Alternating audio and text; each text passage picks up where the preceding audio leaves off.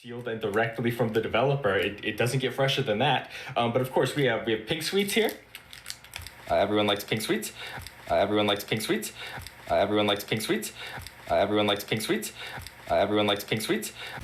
Everyone likes pink sweets. Everyone likes pink sweets. Pink sweets. Pink sweets. Pink sweets.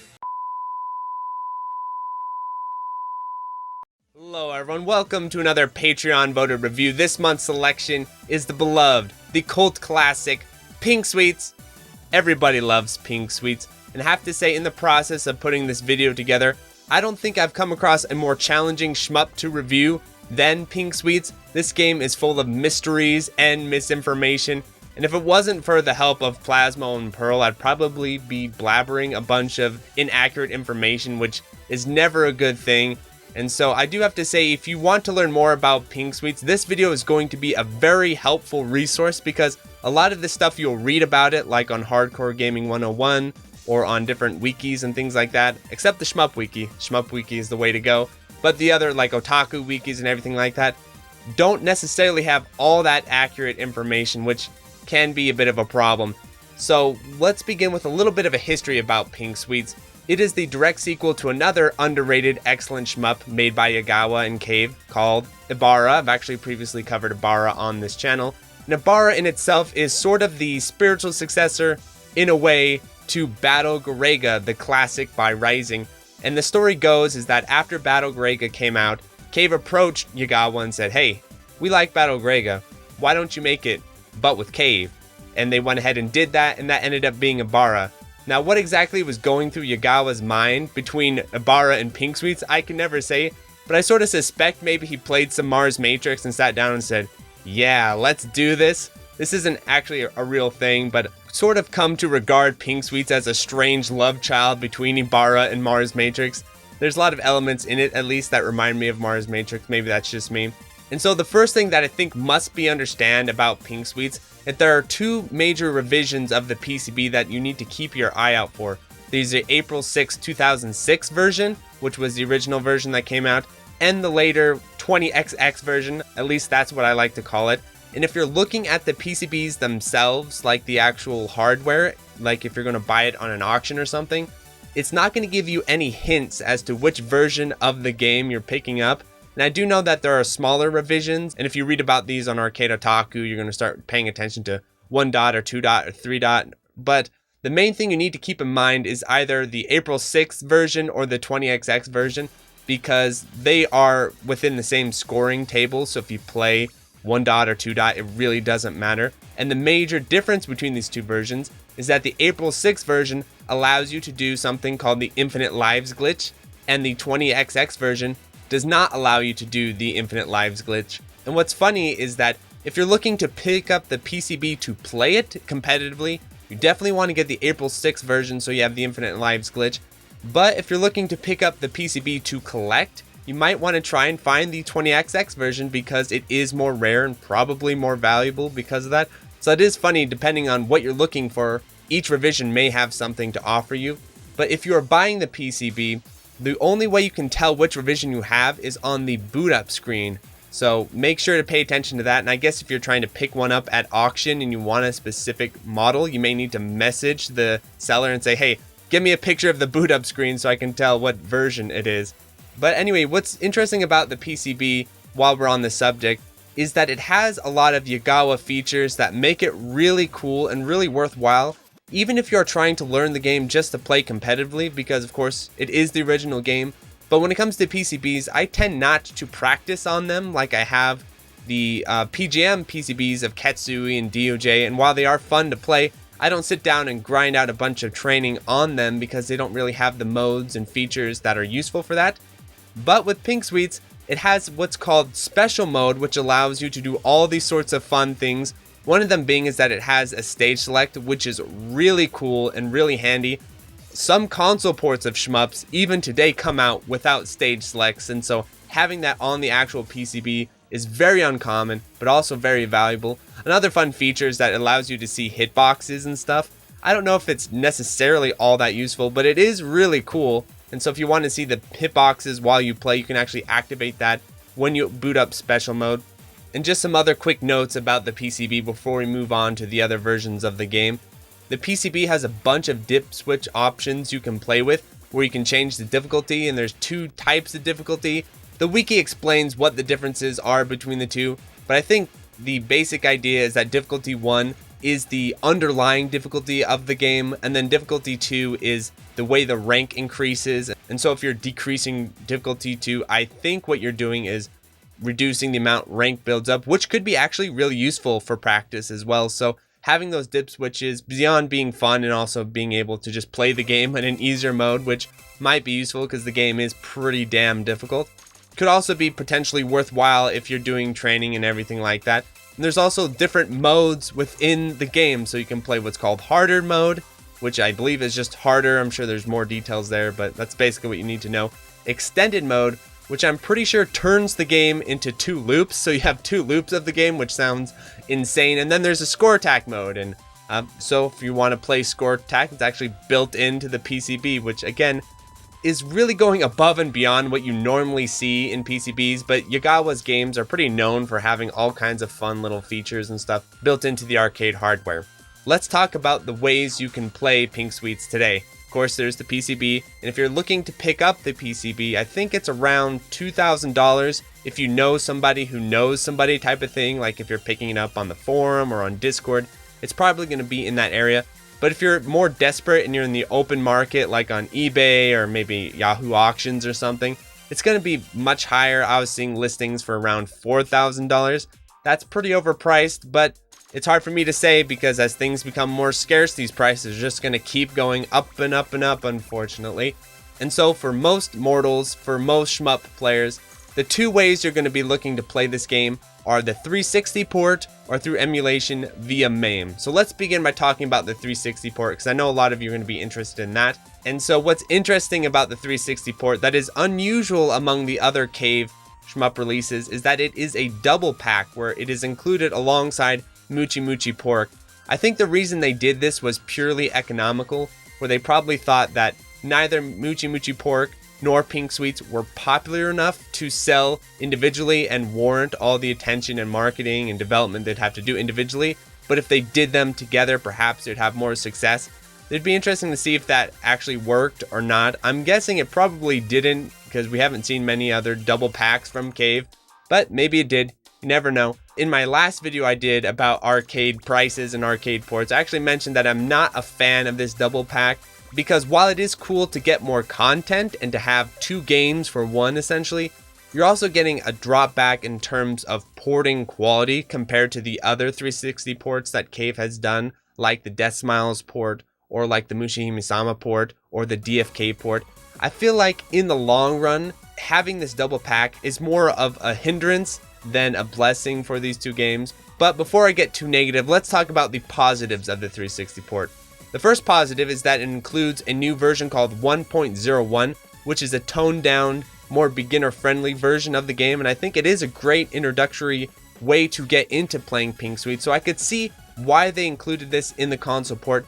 Not only did they include it, but it is actually the default selection. So if you go in and just start playing, it will play 1.01 mode. You have to actually go into the options menu and put to 1.00 to get the original arcade mode. But it is nice that they included it, and it is fun. It has some really interesting changes, like you can short charge your bombs, so that makes a lot of boss fights much more kind and gentle because you can spam bombs and everything. It's just a much kinder, easier, gentler introduction to Pink Sweets, which I think is a smart idea, but not without some issues, which we'll get to in a little bit here. Then there's the arranged mode. Now, when I was talking about Pink Sweets with people and streaming it, a lot of people were mentioning arranged mode. I think it is a pretty popular mode, and it is really cool, where basically they took Pink Sweets and they made it much more Cave-like, much more something like Dodonpachi or Ketsui, you know, the typical Cave-style bullet hell, where you have a concentrated shot, rapid shot, though annoyingly, the input selection when you go in to do your button inputs, there is no option for a second rapid shot. So you have to either mash, or what I did is I just turboed it and just never used concentrated shot. That was a huge oversight. They should have added a rapid shot button into the arrange mode, because sitting there and hammering it out manually isn't fun, and then also having to mod your stick to duplicate the input, that's not fun either. So that was just a big oversight on their part, I thought. Other things about the 360 port that I liked, of course, the arrange. They did include a training mode on the 360 port, which I did appreciate because I was a little bit nervous that they would have that or not. The problem with the training mode, though, is that it doesn't have a boss select, which seems like a pretty big oversight considering how important and how difficult the boss fights in this game are. And so having to play through the stages and not being able to just jump right into the boss fights, I thought was a little bit, again, of an oversight. But having a training mode is definitely better than not having a training mode. So I won't be too harsh about that. There's also a replay system, which is nice, which can be very useful. I think most shmups should have replay systems. It's something I try to push for because you're not always going to be able to record. And if you're playing on a weird setup like on a CRT and you want to be able to play it back in higher resolution or something like that, having the replay feature is really nice. So those are a bunch of positives with the 360 port, but there's some negatives we need to discuss. The first negative, the one that bothers me the most, is the input lag. This is a laggy release. This is a laggy boy. This is probably the most laggy 360 cave shmup that I've come across, at least as of yet. So I tested this way back in the day and got 5 frames on my CRT. I did it again just for this review. Yes, I still got 5 frames of input lag on CRT. And so if you're playing this on a gaming monitor or something like that, you might be experiencing up to 6 frames of lag. And it is definitely noticeable. At least I found it noticeable. I talked to Plasma about it, and he's less sensitive to input lag than I am. I know other players are less sensitive. But if you're the type of player who is sensitive to input lag, this is going to be a problem for you. But I'll just lay out the facts, the numbers for you all. You all can decide whether or not that's a deal breaker. But for me, that makes me much less likely to play the port, because when I was playing, I could really feel the input lag. And this game has some ships that move and have some really high movement speed, which I really like. But when you add high movement speed plus input lag, that becomes a problem. So that was my biggest negative with the 360 port. And I don't think it's something that will ever be fixed unless they just do another port. Another issue with the 360 port, though, is that it is missing slowdown. So it runs too fast, and it is quite a bit of slowdown. I've seen estimates around 20% missing slowdown, and that seems about right. So not only are you battling through high input lag, but you're also battling through bullets that are moving much faster than they're supposed to. And there are certain sections where having some slowdown makes the dodges much easier than not having slowdown, especially later in the game. And so I think that's another issue with the port, where it's quite a bit more difficult, not only because of lag, but also the missing slowdown. But putting the smaller concerns of the 360 port aside, there was actually one major glaring flaw with the 360 port, which is that it removes the infinite lives glitch from both versions of the game. So you cannot infinite lives glitch on the 360 port. And I am shocked that Cave made this decision, because from what I understand, they were aware of the infinite lives glitch in the arcade mode and kind of just allowed it to exist until they eventually patch it out later on. And it seemed like something they sort of accepted. And so not having a way to use the infinite lives glitch in the port is a major setback, because it basically locks you out of most of the competitive scoring side of the game, unless you're going to do no glitch runs of the game, which I don't think are necessarily that popular. But I think it was just a huge oversight of Cave not to include the glitch. It kind of reminds me when Nintendo did their recent release of Mario 64 on the Switch, and they conveniently used the version that removes the backwards long jump glitch, which basically locks it out from being speedrun competitive, at least to most people out there. Usually Cave doesn't do this type of thing. They usually are aware of these types of glitches and preserve them, or they make the gameplay more competitively viable. So it was a weird decision. I guess the idea was that they were hoping maybe this was something they regretted, and they were like hoping if they do the console port that enough players would go buy the console version and score play around the infinite lives glitch would maybe fade off. I don't know exactly, but it was a pretty big oversight. So if you're looking for serious score play, you're going to need to look beyond the 360 port. Overall, though, I'm a little bit divided on how I feel about the 360 port, where it has some clear reasons to get it, which are the 1.01 mode and the arrange mode, but it has some pretty huge negatives like the input lag and the missing slowdown.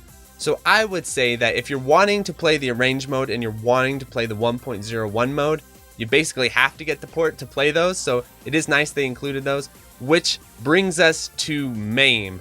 And so MAME is very interesting with this release because typically MAME, I'm always a bit divided with the later cave releases playing them on MAME, like Ibarra for example, because it isn't exactly the most accurate way to do it. But from what I understand, MAME can do a really good job, and actually between playing on the 360 port and playing with low latency MAME, I definitely preferred playing low latency MAME. So this would be my personal suggestion for if you want to play Pink Sweets. I would say play low latency MAME, though there are some quick notes that I want to make for you all. So if you want to get accurate slowdown, what you need to do is you need to go into your MAME advanced settings and you need to allow cheats. And then once you've allowed cheats, make sure you save your configuration. You need to go into the slider controls with the game running and you need to drop the CPU down to 37.2%. This will give you pretty accurate slowdown to the arcade release. You don't play with the blitter, you just make sure and drop your CPU to 37.2, or if you're doing the slider, 38 should be fine, or maybe 37, I guess you decide there. But yeah, once you get this CPU downclocked, it does seem to perform pretty equivalent to the arcade mode, and most people, this is how they're going to be playing the game. Maybe one day we'll see the MAME accuracy get a little better where you don't have to do this. But MAME has been pretty stalled with upgrading the quality of the later cave games, I've noticed. So that's how you're going to want to play it. And of course, having the access to save states and all the nice features of MAME is really useful. I did end up playing MAME on my CRT, and at first they were not playing nicely. But what I ended up doing was if you go in and you change the resolution options of MAME, you can get them to match your CRT resolution, and then it should be able to boot and display. Otherwise, it just kept crashing every time I run it on my CRT. But so that's all the stuff surrounding the game as far as getting it running. So now let's get to the game itself, because there's a lot going on here that you all may not be familiar with. I know I had to do a bunch of research to even understand what exactly was going on. So let's start by talking about the 4 ship types and ship select. So it's a Yagawa tradition that whenever you're at ship select, whatever you do when you select your ship, whatever button you hit, tends to do something within the game. So for example, in Battle Garega, if you hit A, or if you hit B, or hit C, or you hit all 3 of them, you get different properties of the ships where they have bigger hitboxes or they have faster movement speed, things like that. Same thing with Ibarra. But with Pink Sweets, Yagawa does a little bit different, where instead of having it affect your hitbox or your ship speed like in the previous games, instead what it does is it influences the direction your options point and the way your options behave. Now, I'm not 100% up to date on all the different ways you can manipulate this, but basically it's A, B, A plus B, or start. It gives you the 4 different types. I went ahead and used A because it seemed like the A formations tended to just shoot in front of you. They seemed a little bit more basic. They probably weren't as good scoring-wise, I'm not entirely sure, but that's what I went ahead and used throughout my gameplay, and it seemed fine enough, though there were times where stuff was flying behind me. And I do know if you select D, you have options that will like shoot behind you and stuff, so that's probably really useful if you're playing for score. I guess just pay attention when you look at replays what ship type people are using. And so that's the ship selection. And then the ships themselves, there's 4 types, which is different than Ibarra, which has 2 types. Luckily, it's not tied to 1P or 2P like in Ibarra, so thank you, Yagawa, for not doing that. And so the 4 ship types are the Rose Twins, Kasumi, Shasta, and Lace from left to right. So let's begin by talking about the Rose Twins. They have fast movement speed, the fastest movement speed in the game. They have pretty wide shot when you get wide formation going. They can really cover the screen and everything like that. But the big flaw with them is that they don't have a lot of damage output and they don't really pierce bullets either. So while they feel really fun to play in the early stages, and I remember playing the game early on and thinking, yeah, this is a great ship. The further you get in the game, their weakness and their low damage output becomes a real issue, and they are also the lowest scoring ship in the game. So I guess if you want a real challenging experience, kind of like playing Silver Sword and Battle Garega, if I ever do play this game seriously, I think it would be fun to try and get it clear with them, because it is a fun ship to play, but it is a bit underpowered, unfortunately. Then after that is Kasumi, and Kasumi, again, if you're going in Garega terms, kind of reminds me of the Golden Bat, where she's really good for survival. So if you're looking to play for survival and get a 1cc, Kasumi is the way to go. I think she's the strongest survival ship. She has these massive missiles that get a ton of screen coverage. Also, another quick note, is if you want to increase the speed of your ship, you press A and B at the same time, and you actually can increase the ship speed, which is cool. When it comes to Kasumi, you just want to play her at full speed at all times because she's a really slow ship otherwise. Maybe there's some small sections where you want to slow down, but I played her at full speed and had no problem controlling her. Well-made ship for survival, like I was saying. Though, funnily enough, the second worst ship for scoring because her missiles, while awesome, don't really pierce and don't really give a lot of tick points. At least that's what I believe. And then after that is Shasta, which has the coolest looking ship, I think we'll have to say. It's like that punk biplane or something. The ship looks really cool and also shoots these massive lasers and everything like that. Shasta is a really fun ship. It's probably my favorite ship in the game that I've played so far. Reminds me of DDP when you get the double rapids going and they're full size, but you're also having faster movement speed than you have in DDP, so you can feel real OP in this with this ship. It's also, funnily enough, the third highest scoring ship. And so you'll notice a trend here where basically if you go left to right on the screen, they just get better. The further right you go, the better the ships get, which brings us to the final ship, Lace. Lace is the moneymaker. Lace has the world record. It is the highest scoring ship of the ship types. And Lace has this interesting lightning attack when you shoot. As far as utility, the lightning attack is really, really good. It has gaps within the shots, so it is a little bit scary at times. You have to be mindful of these gaps.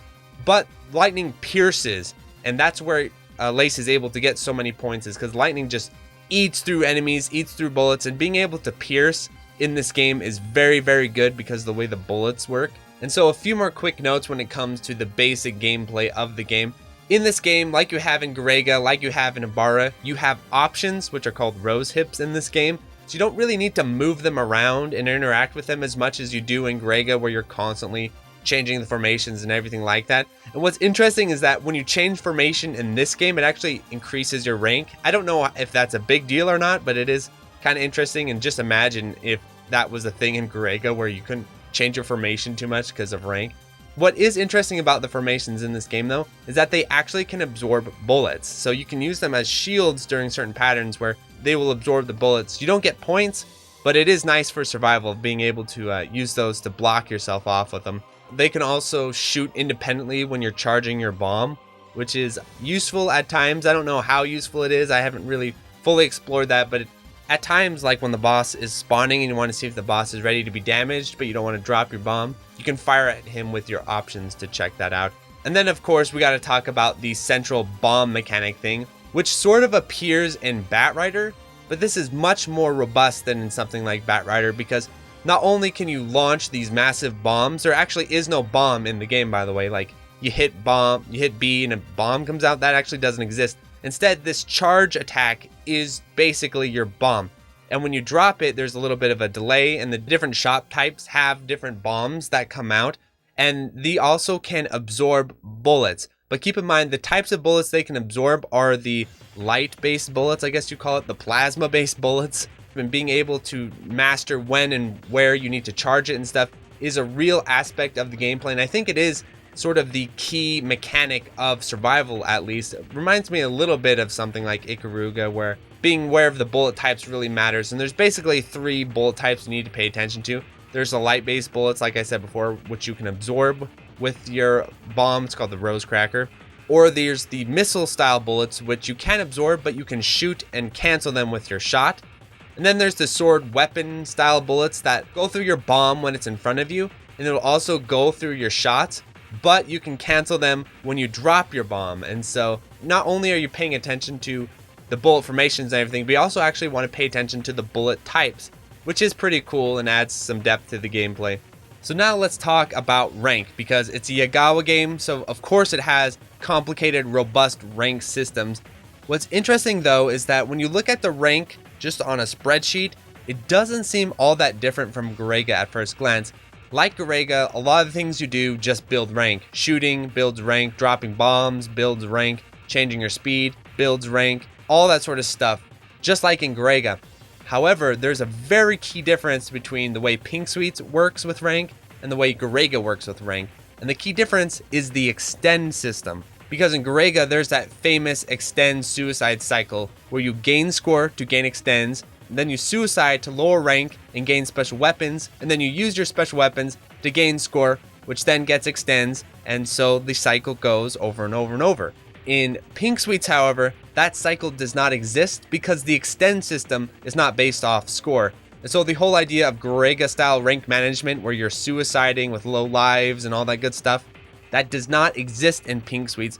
And so funnily enough, while on paper the rank system seems just as complicated as Grega, in actuality it actually isn't as important because you have to just eat the rank. You have no real option a lot of the times. You can't really control the rank the same way in Grega. You just have to accept it, kind of like in cave games actually, like DOJ. So it's a little bit more of a cave style rank system in that way. So I've asked Plasmo and Pearl, what are the main things you need to sort of pay attention to when you're trying to keep your rank low? The main thing was just not collecting excessive items that you don't need, at least when you're playing for survival. I think if you're playing for score and infinite lives, I think you do have to pay a little bit more attention to the rank, I would assume. But it's not something like Grega where you have to do suicides and really plan everything out very meticulously. You can just kind of go for it, which is nice. And you don't have to play underpowered either like you do in Grega. So I think Yagawa was a little bit more lenient with the rank in this game, or more strict, I guess, however you want to look at it.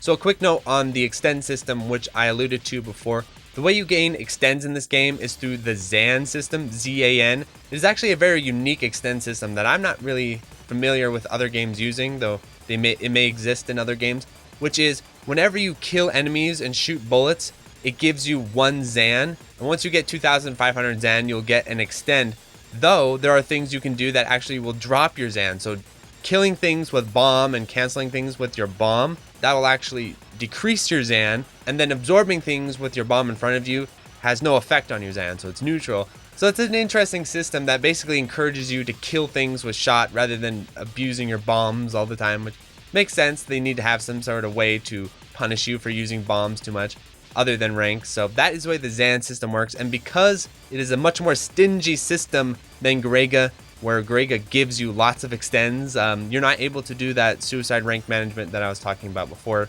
that you can in Grega. So now let's talk about scoring. And the thing to keep in mind with scoring is there's 2 different ways to approach it based on if you're doing the infinite lives glitch or you're not using the infinite lives glitch. And if you're curious how the infinite lives glitch works, it's actually pretty simple. Just get 5 extends and then get a 1-up item. And then once you get that 1-up item, you'll roll over and activate infinite lives. Now, from what I understand, this is actually an intended feature of the game, but they didn't intend for you to be able to access it in-game. They meant for it to be sort of a dip switch setting or something. And so that's the way the glitch works. It's actually not all that complicated. But with infinite lives, the scoring is going to play out a bit differently, obviously, than without infinite lives. So let's start by talking about without infinite lives, because that's a little bit more straightforward. If you're playing without infinite lives, basically all you need to do is make sure you're collecting your medals. And I do have to say that collecting medals in this game is more generous than in Grega, because in Grega, the medals have smaller hitboxes and they just sort of drop directly down. But in Pink Suites, instead of dropping directly down, they do this nice little S movement as they fall downward. They also fall more slowly, it seems like. And so collecting medals in the game isn't necessarily all that difficult. The difficulty of the game is avoiding all the items, because the items swing around the screen, and so ironically it's easier to collect the medals, but I feel like it's a bit harder to avoid the items because they can end up getting pretty close to each other and they'll just fly into you from time to time. So the first scoring system is, of course, collecting medals, keeping your medal chain going. That's a classic within Yagawa games. The other thing is really just absorbing bullets in front of you with that bomb and getting tick points when you're shooting bosses and milking patterns. I mean, that's pretty much it. The scoring system is pretty straightforward until you activate the infinite lives glitch. Once you activate the infinite lives glitch, you also want to start focusing on grazing within the game. So you can graze without infinite lives, but it isn't all that common because if you're not shooting, you usually are charging your bomb in front of you, and so you don't really have a whole lot of opportunities to graze things without the infinite lives glitch. But once you have the infinite lives glitch going, what you do is you strategically plan deaths, especially during boss fights, and then you plan your respawns into really juicy grazing opportunities. Maybe a boss has a pattern that shoots a ton of bullets on the screen. You want to make sure to die ahead of time and then respawn right as that pattern happens and graze those bullets while you're still invulnerable, which is pretty cool, and it reminds me of something in Toho, right? I think there's Toho games where you do this sort of thing. And so that's really one of the main mechanisms of getting score in infinite lives, And I anticipate people are probably going to ask, okay, infinite lives, you never die. Is that really a valid way to play the game? Is there really any risk reward? Well, what's interesting about this game is that when you die, you have this massive death animation. I mean, it goes on a real long time. I even noticed that playing casual. I was like, wow, these death animations are really long. And the problem with that is that if you're going to be playing for score and you're going to be chaining or something like that, what happens is while you're dying, medals will often float off a screen.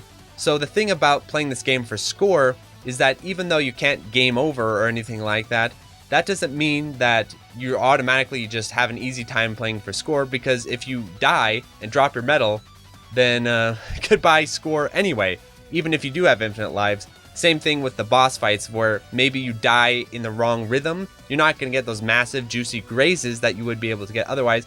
So funnily enough, even though getting the 1cc and everything like that becomes, a walk in the park once you have infinite lives, getting high scores isn't necessarily guaranteed, and there is still a lot of tension when you're going for world record scores, as Plasmo can attest to, when you're playing with infinite lives. And it does give the game, ironically, a bit more of a Yagawa flavor than if you're playing without infinite lives, where again, like I was saying before, if you're playing without infinite lives, it almost feels a little bit more like a cave game, the way the rank works and everything. But with infinite lives, you kind of get back into that whole Yagawa strategic suicide mentality like you have in Grega. So that is funny, and that does make sense why it was included in the game intentionally. And so before I get to my final verdict on the gameplay and the game feel and everything like that, let's quickly discuss the visuals and soundtrack of the game. So the visuals I do like quite a bit, though I have to say, if I'm going to be honest when comparing it to the other Yagawa games, my favorite looking Yagawa game is Battle Grega, and then my second, and then Batrider. Then after that, Ibarra. I actually like the way Ibarra looks a lot, where it has a little bit more of a gothic, sort of almost Death Smiles plus Grega sort of feel. With Pink Sweets, they definitely went more in the cute direction, and I don't think that's a totally bad thing or anything like that. And I know Kawaii and all that's pretty big right now, so I think a lot of people will probably really like the visual design. And overall, I think the visual design is great. I do love how colorful and bright it is. But I do have to say the boss designs, some of them are pretty cheesy, I think, like the little robots and everything. I don't feel they're all that well done, some of them. I felt like some of the boss designs were a little bit cheesy, and I wasn't a huge fan of them. But overall, the visuals are excellent. And I do love the candy pink theming. I do like that a lot. It is sort of a unique combination, at least. And so, yeah, I think the visual design is pretty cool. As far as the soundtrack, I enjoy the soundtrack a lot. And it reminds me quite a bit of the Sonic Adventure Battle 2 Chow themes. So kind of feel like I'm playing a shmup in the Chow Garden or something like that, which is pretty fun and nostalgic. I do like the sort of bright, upbeat music. I wouldn't say it's comparable to Grega or anything like that. And I can't really remember Ibarra's soundtrack, so maybe it's around the Ibarra tier. I'll have to listen back to Ibarra. But the music and sound, of course, are excellent as usual. I don't think they're as top tier as the other cave games or the other Yagawa games, but they are definitely above average in the shmup world. And so now my final thoughts on the game and game feel. I do have to admit, I did play this game for about a week and a half on and off, only a little bit on stream, mostly off stream. And I'd have to say that I don't feel like I fully have grasped what this game has to offer. I don't feel like I fully sunk my teeth into it. And so I can't be 100% certain where it lines up on the pantheon of Yagawa and Cave and everything like that. But I would probably say that for most shmup players, they probably are going to have a little bit of a difficult time with the game, because the further you get in the game, it gets really tough and really punishing. And this game is no joke difficulty-wise, and it will beat you down. And it also has sort of a Toplan style feel to it too, because when you die, you might just chain death into a game over real quickly. Like, recovering after death in this game is much more difficult than in most cave games. And it also feels more difficult than in Grega, at least to me. Though thank God there's no checkpoints. That would be a complete nightmare. There is the nice saving grace, though, of having that bomb in front of you where all else fails. There are certain sections where even if you are fully powered up, it's actually more beneficial, at least for survival, not to fire, because one unique aspect of this game design that I noticed is that there are certain enemies that punish you for shooting them. And so if you're trying to play for survival, at times you just don't want to shoot them. You just want to fly over them and dodge around them. I eventually figured this out after about 10 minutes of trying to beat this section, where the game has these sort of tanks that come in, and if you shoot the tanks, they just go crazy and launch these massive waves of bullets at you. And I was like, well, there's got to be a way around this. And I ended up just dodging around them, thought, oh, this is how you're supposed to do it, or maybe this is how you're supposed to do it if you're not playing for score. And so keep an eye out. There are certain sections of the game where not shooting is beneficial, which again kind of reminds me a little bit of Mars Matrix at times. And I have to say, when it comes to shmups and difficulty spikes, I'm not sure if I've ran into a more wild difficulty spike than Stage 5 in Pink Suites. Stage 5, the train stage, makes Ibarra's train stage look like a walk in the park. Maybe I don't fully understand the systems of this game yet, but holy crap, even just to get a little bit of footage of Stage 5 took me about an hour's worth of just grinding out attempts and save states just to get some footage, because Stage 5, what a massive difficulty spike. And overall, I'd have to say Pink Suites, like Ibarra, is one of those shmups where even when you get the routes down, there's always that little bit of wild factor where you're not 100% sure what's going to happen, and you're not 100% going to be consistent. I would actually love to see Plasmo play this in a shmup slam in the future, just to see a live demonstration of the game, because I can imagine, especially if you're not playing with infinite lives, that this game would be pretty hard to play consistently and get clears in.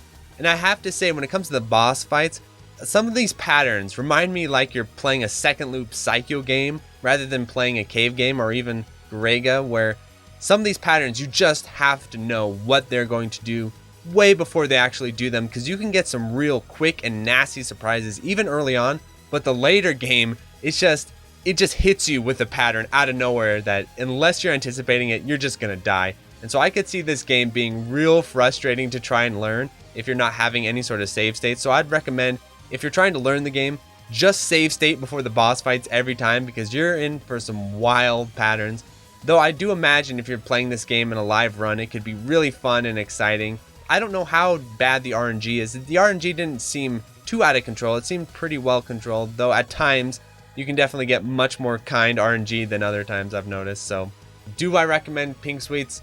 Of course I recommend Pink Suites. I think it is a cult classic of a shmup, and I can see it being kind of like the natural progression where you go from Grega, probably the most Yagawa game I've ever played, where it's like on the Yagawa scale, you know, you get on the 7, you get Grega, maybe 8 for Ibarra. I feel like Pink Suites is like 11 on the Yagawa scale. It's like got all the things that make his shmups very distinctive, plus more, and there's probably not going to be a shmup ever like it out there either. So yes, I hope you all enjoyed. I hope you all learned a little bit more about Pink Suites. There was a lot to cover, and like I said, this was super challenging, and if I missed something really important, I do apologize. Just leave an illuminating comment and I'll pin it or whatever I need to do.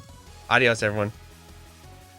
So thank you to the $5 patrons: 172 PCT Water, Adam Pearson, Ukshay Wadker, Dingo, Andy Cap, Another Joe, Anthony A, Aaron Solis, Ben, Borgie22, Brian Reboot, Brian Shiver, Chris Yuzefovich, Chronic Burnout 3, Choreo, CRC Error, Danielle Savage, Darren Griffin, Delta Tango 6, Disco Star Slayer, Eric H, Frank Carter, Full Set, Roger Schmupper, Geriatric, Don Maku, Hao Su, Ilya, Kiwi, JLab, JB RPG, Joe Angelo, John Kelly, Gameboy Guru, K, K2, Kiko Man 589, Larridge, Malaise, Mark Toms, Maz, Minung, Mechalin, Queen Charlene, Nathaniel Davis, and Electron, Neon Dagger Games, Okla Kugels, Philip Mason, Portal 63, Raul, Real Skeen, Sketchy Raccoon, SLW, The Boot Rex, The Real Ikuzo, TRM, Sugumo, Yishi, Plasmo, and Utsukaya. Thanks for watching.